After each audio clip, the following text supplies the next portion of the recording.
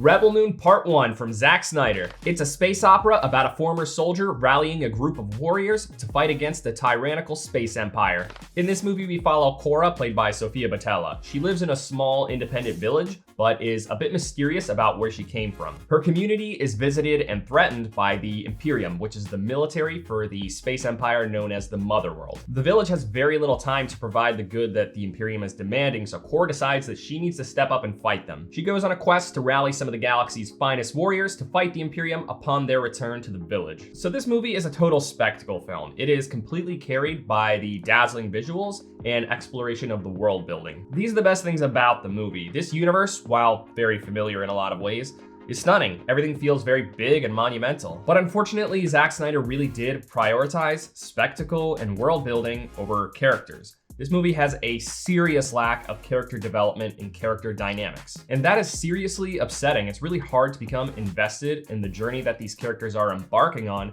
when we hardly know them at all. So the second act is almost entirely Cora just going from place to place recruiting each warrior. Upon rallying each of them, we do get a little glimpse of who they are deep down, but then that's it. There's literally no more character depth to unpack from these particular characters for the remainder of the movie post-introduction. And the sum of these character intro scenes occupies a lot of time in the movie without contributing to the central story. Again, it's like the entire second act. I thought about saying that it was muddling the story, but honestly, it actually just replaced the story for quite some time. I do like some amount of filler scenes like this in a movie that tell us about the characters, but there were just too many. These should not be prioritized over actual character development and dynamics. Cora, on the other hand, does have some character depth. There are a few times on this adventure where she opens up to her fellow villager Gunner, played by McKeel Huseman. He seems to find her quite fetching, and through trying to get to know her a bit more, she opens up about her military past and being a child of war. So she's definitely got some character depth, but almost no character development. We see her show a little bit of growth at the beginning of the film when she decides to fight off the Imperium soldiers,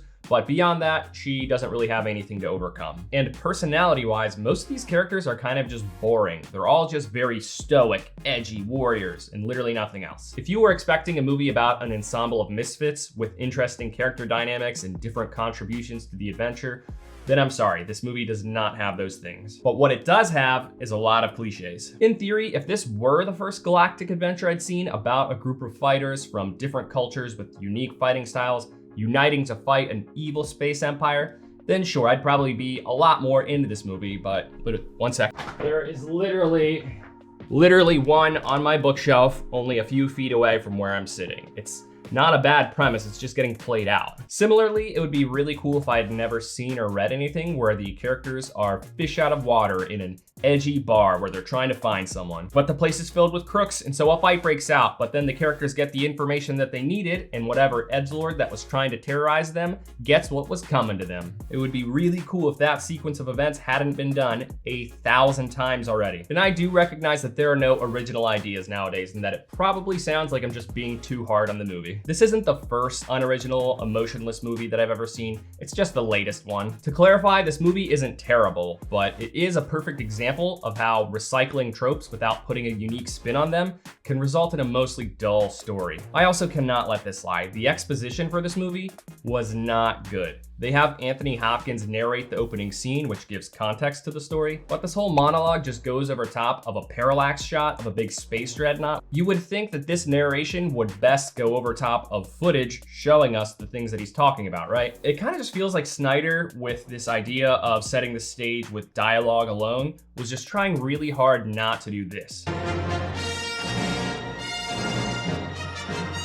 With text on screen, we can at least imagine what's happening as we read. That's no different from reading a book. But pairing this voiceover with footage that doesn't match the subject matter just distracts us from what the narrator is saying. But thankfully, it's a Netflix film. I could just rewind the intro and replay it. So Zack Snyder is a filmmaker who I personally think is much better off just being a director. He's got a great eye for visual spectacle. He's arguably one of the best in the industry at maximizing the visual aspect of film. When filmmakers completely skimp on visual appeal, it sometimes makes me wonder whether or not they should have just written a novel instead. Snyder understands this and goes the extra mile with visuals, often using very deep, moody color grades and slow motion and speed ramps, though they're not always used at the right times. But when he writes the scripts for his films, he tends to skimp on story and characters, which in my opinion is a much much worse thing to neglect. It's upsetting that the story and characters were so lacking here, because I really do believe that this movie had the potential to pioneer a whole franchise with a fandom. So it's a two-parter, of course, with the sequel coming in April.